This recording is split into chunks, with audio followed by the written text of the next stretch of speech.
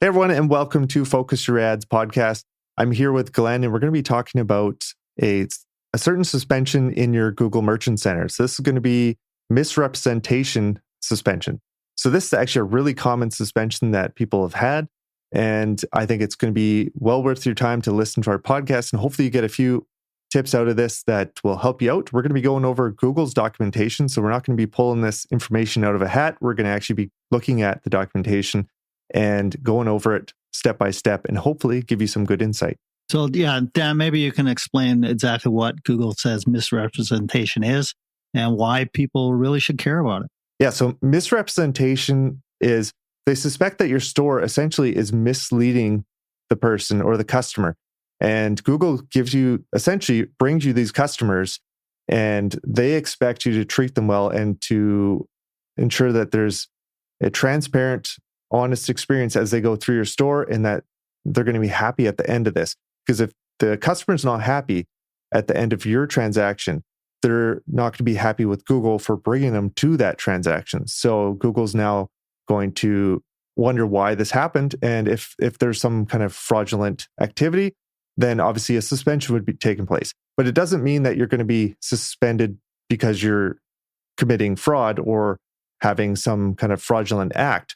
So Google's going to be pretty quick to pull the trigger if there's any kind of fraudulent activity or they suspect there's any fraudulent activity. So we're going to go over some of those reasons here and we're going to go through them one by one.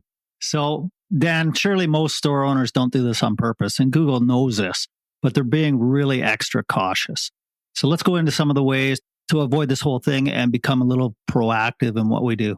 Google has help documents, like you said, and that's what we're going to be working from today. We have them here for reference. The first section is omission of relevant information. So Dan, maybe start us off with the first one here and just explain what this is. Sure. So the first one here is failure to clearly and conspicuously disclose the payment model and full expense that a user will bear before and after purchase. So with this, they mean that there's no hidden fees. So your customer is not going to come in and find that there's additional fees that happen after the transaction, or that they have to pay more for this. So there's nothing added on top later.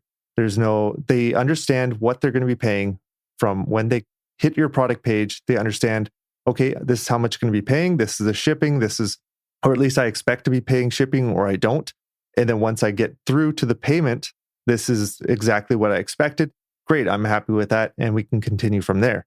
So if there's something else that happens in between there, maybe you say there's free shipping and suddenly they have to pay shipping. Now, the payment model isn't disclosed to that person. Or if you say you don't have to pay the taxes and then all of a sudden they're paying taxes because they live in a certain state and you didn't disclose that. Actually, this doesn't apply to certain states. Something like that. So as long as you have a clear expectation for the customer as they go through, then you should be okay in this area. So do you want to take us to the next topic there, Glenn? Sure. I have that same topic here, failure to clearly and conspicuously disclose all related conditions before and after purchase. And it went into the freight. It also goes into having a return policy in place. And if you have those policies like the shipping, the freight policy and return policy in place, make sure they can't be unclear information about these things. They can't be hard to find on the sites either. They have to be easy to find, easy to read, clear and concise. And the fix to all this is include a clearly written shipping and refund policy that's easily found on your sites. Including links on the product page is a great idea to have something like that go through, right? Yeah, for sure. Okay, so the next one here we have is omitting material information when promoting content as benefiting a charitable or political organization. This is probably going to be very specific to a certain type of store, but if you fit into this category, just be careful that there are certain things you'd want to disclose, like your tax exemption numbers, or if it is tax exempt or not. These would have to be clearly displayed somewhere, probably on your product page. And again, it's going to be very specific, so we won't go into too much detail about this, but if you fit into that category, take a look at this and it might be something you have to look into. So next we'll go on to unavailable promotions. And do you want to take us away on that one? Yeah, sure. Unavailable promotions is is like promising products or promotional offers that aren't available for users. So promoted products that aren't in stock is one example of that. Promoting deals that are no longer active. A call to action that can't really be achieved on the landing page. For example, advertising a large discount that is obviously isn't there when they get to the product page. So to fix all that, just make sure that your promotions are visible at every stage of the purchase process for your customers. Make sure it's clear and exact. Don't leave any guesswork or kind of gray areas. Be very honest and upfront with exactly what you're doing. Yeah, and I've seen this one a few times as well, where it's on their store. It says you get 15% off, but then they go ahead and change their promotion in the Merchant Center to 20% off. And now suddenly Google Merchant Center is seeing a different promotion than the actual store. So this one actually does happen quite a bit. So something to keep in mind if you're playing with promotions. And the next one here is misleading or unrealistic promotions. So this is about making false statements about your identity, your qualifications, or the promoted product. So if you're claiming to be a reseller when you're actually not a reseller, so maybe you have a certain product of shoe and you're claiming that you actually can promote Nike shoes or you can promote a different brand of shoes when you actually can't promote that, just to kind of make yourself look like you're a bigger store than you are. These would be reasons that you could get suspended for this. And on here as well, it says that using different brands on your store could be another reason. So in order to avoid this, just make sure that the only brands you're using on your store are ones that you have, that you're allowed to sell, that you're a reseller for, or if they're your own brand, obviously use your own brand and don't essentially play any games with this area because you don't want to end up with one of these suspensions because of this. So do you want to take us into the next topic there? I guess it's about using false claims or... You bet. Yeah. You bet. Yeah. Just following along with the Google Help documents, it's available to everybody to have a look at this stuff. Using false claims or claims that entice a user with an improbable result. So even if it's a possible result, it's unlikely that user can expect it. So this is a big one, and we see it quite often. Google gives an example here. Miracle cures for medical ailments like extreme weight loss products. 100% satisfaction guaranteed, which is a really popular one. It's actually impossible to get a 100% guarantee or a 100% price match guarantee, but with restrictions. It can't be 100% if you have restrictions. So the other one is tax-free is another one that comes up. Is it really tax-free or are you just not charging tax? There are cases where the stores say no tax, but the consumer has an obligation to report the purchase at a later date and end up paying tax down the road. So the fix, again, we always come down to a fix. Read any guarantees and statements you make on your site and ensure you don't claim anything that might not be that 100% true. Anything to add to that, Dan? No, that makes sense. That's exactly what I would say. It is a common one. And people tend to put the 100% satisfaction guarantee because it sounds great, or 100% price match. But yeah, you can't have 100% price match if you have restrictions that say, what if it's offline sale or if it's this or that, then obviously we can't have 100%. So that makes sense. So next, I guess we'll go on to the next one here, which is falsely implying affiliation with or endorsement by another individual, organization, product, or service. It's kind of a mouthful. This one's obviously not that common.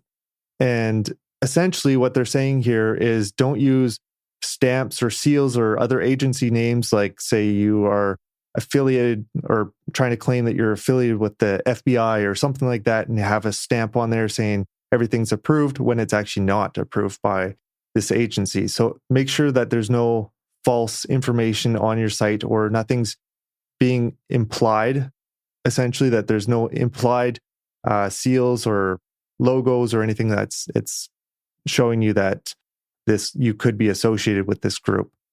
Okay, so the next one, listings promoting harmful health claims or content that relates to a current major health crisis and contradicts the authoritative scientific consensus. So this is obvious to everybody, I think, right now. The anti-vax advocacy groups, COVID-19, it's pretty simple fix in this one. Don't make or support claims about this stuff on your site. This is, unless your site is directly geared at that, and it wouldn't be in this category of site if it was. But don't make those kind of claims on your site, because Google will suspend you for stuff like this. Yeah, it's kind of a hot topic at the moment. So, but it's pretty obvious, I think, that one. And then we can go on to the next one because there's not too much to say about that one. Making claims that are demonstrably false and could significantly undermine participation or trust in an electoral or democratic process. Again, another mouthful.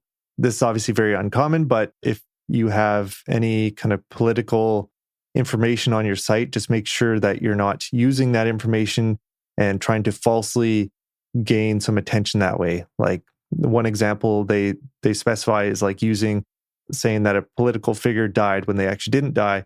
So you're making up false information. But I don't think this is one that's going to cause too many issues with most people, because I don't think this is going to be something that comes up, but it's there in case it does apply to your situation. So here's another one, and it's a real simple one. Is the simple fix is don't do it. They're talking about the content or claims that contradict authoritative scientific consensus on climate change. So you come out on your site saying climate change is not real, and it's really just becomes silly, and Google will suspend you for something like that as well.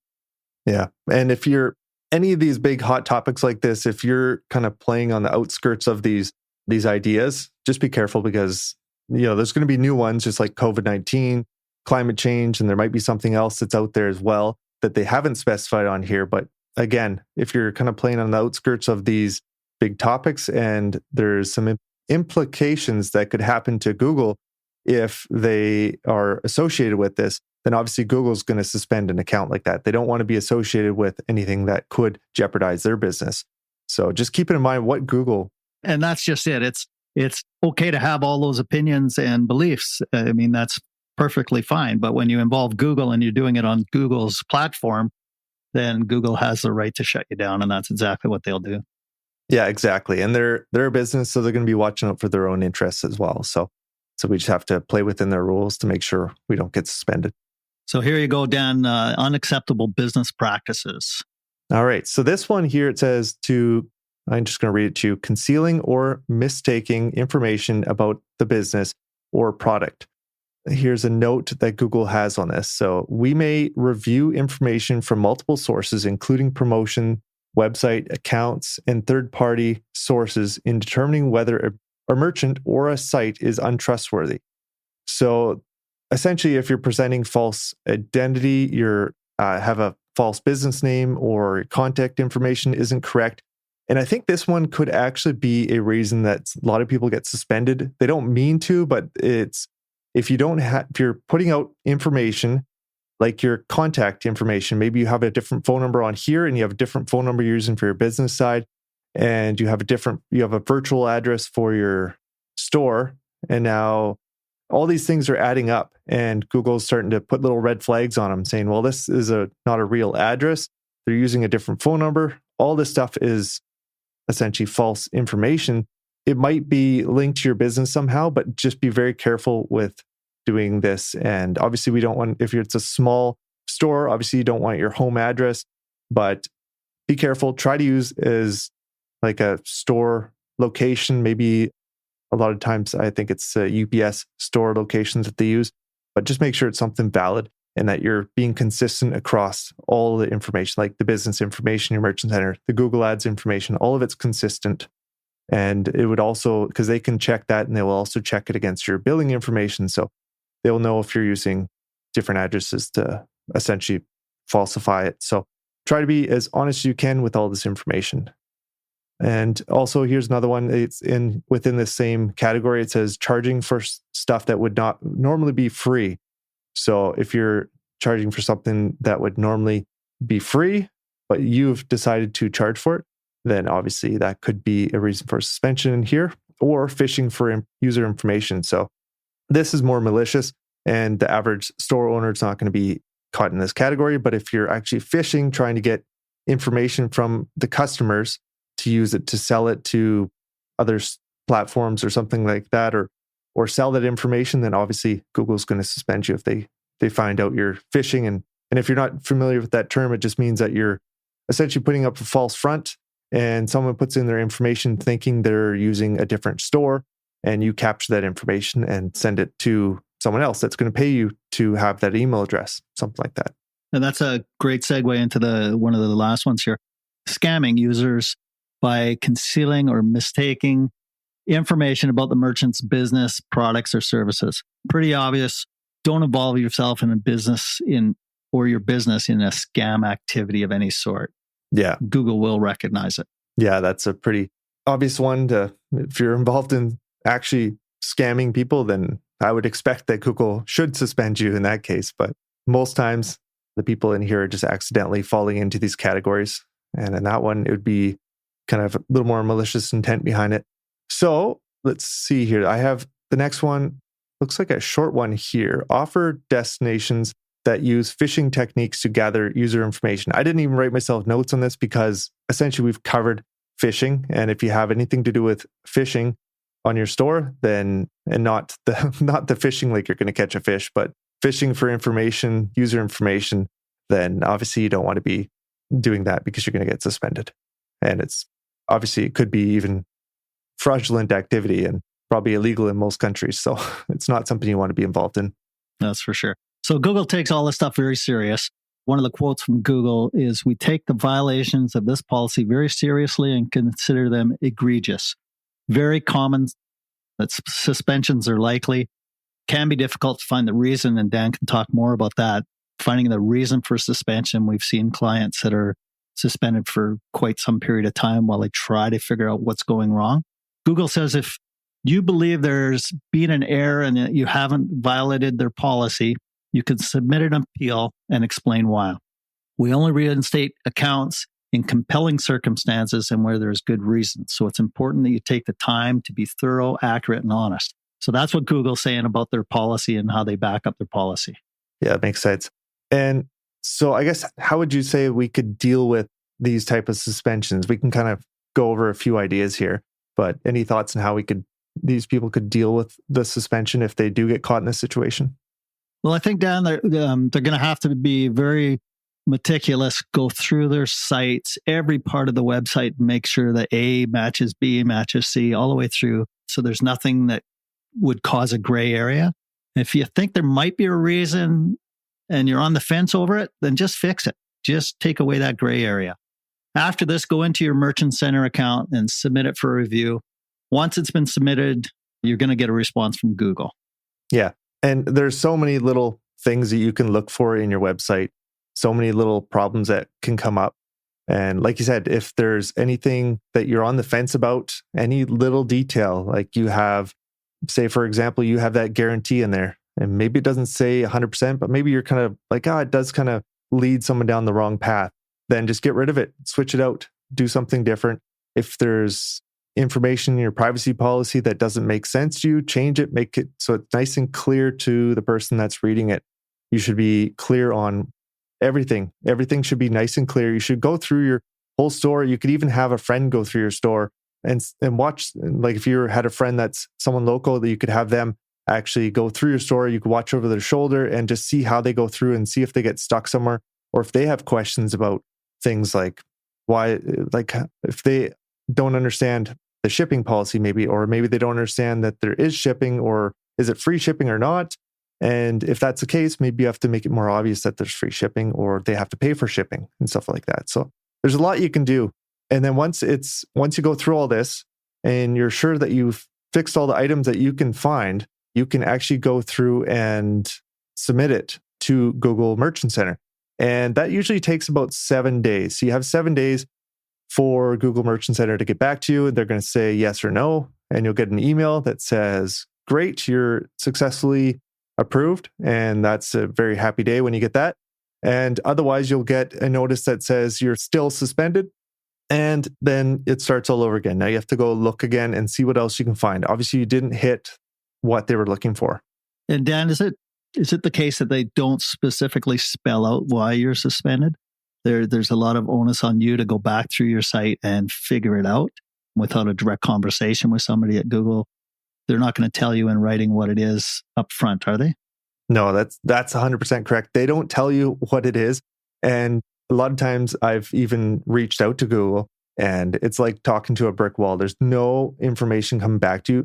The person on the other end of the phone doesn't even know the reason for the suspension other than the reason they're given, and they look through their own policies. So if you're talking to a Google rep, it's not necessarily going to help you a ton. They essentially aren't going to do anything different than you're doing. They'll look through the website and see if they can find any problems themselves, but they don't give you any exact reasons. Like in this case, we're talking about misrepresentation and that's, as you can see, that's a huge topic. But there's other reasons to get suspended as well. This is just one of the ones that I'm seeing a lot lately, but it's a big reason. And yeah, if you don't get that specific details, so it's very frustrating, but you have to just keep plugging away and trying to find the right reason. And if you do get denied, you will still get a chance. You'll end up in a cool down period. So if you get 2 chances to do it up front, from what I understand from reading their documents, it's 2 chances. And I've seen this before where you usually get the 2. You get submit it gets denied. You submit it again, it gets denied. Don't just submit it for no reason, but make sure you make changes. And if it gets denied again, then you are into a cool down period. And usually it's about 7 days for the first one. And if you submit that one again after the 7-day period, they'll come back with another cool down period, which could be maybe 14 days. I can't remember how many days you get in the second one, but I believe it does get longer as you go. So just keep that in mind. You want to be working on it aggressively to get any changes fixed. So I think if people put themselves in the position of the consumer and go over their own site, or have, like you said, have a friend help them go through their site, they'll pick out those little things that they may become glaring issues for themselves that they can look at and go, oh, no wonder. And they could get them fixed and hopefully get back to business rather quickly. Yeah, exactly. And if you're thinking about it from the consumer's point of view, you're then thinking about it the same way Google would be thinking about it, because Google is thinking about the end consumer as well. Because if they have a bad experience, that means that they're not going to be showing up on Google as often. Because if they search for something, they want to get what they're searching for and they want to have a good experience. Otherwise, they're going to go to like Amazon or something like that. So Google doesn't want, and Amazon obviously shows up on Google as well, but Google has its own shopping platforms. So they want you to use their own shopping platforms because that's how they earn their money. So if there's bad experience that happens, then obviously they're going to suspend your account or disapprove those products or various different things. So I hope you guys enjoyed this podcast. Just so you guys know, suspensions take time. They're not going to happen overnight. You have to spend some time doing this. As you can see, there's a lot that can go into this. And if you miss one of these items or you have something off just a little bit, that's probably enough that Google's going to suspend you. Or if you have a few of them, they're like little red flags. Google's going to suspend you if they start finding these little flags all over the place. And you want to take your time, be patient. Most times it takes more than one review to get unsuspended. And I found sometimes it takes many reviews before you get to the point where you're unsuspended. There are the lucky cases where you get in one shot, and that's the best thing that can happen. But if not, just take your time, keep working at it. You'll get there eventually. Okay, so if all this information was helpful, you guys, please go ahead and hit the subscribe button. Or even better yet, come and visit us on our site at focusyouраds.com. We are in the business of helping online store owners grow their businesses and become successful. So thanks very much for listening. And thanks, Dan. And have a great day. Okay, take care, guys.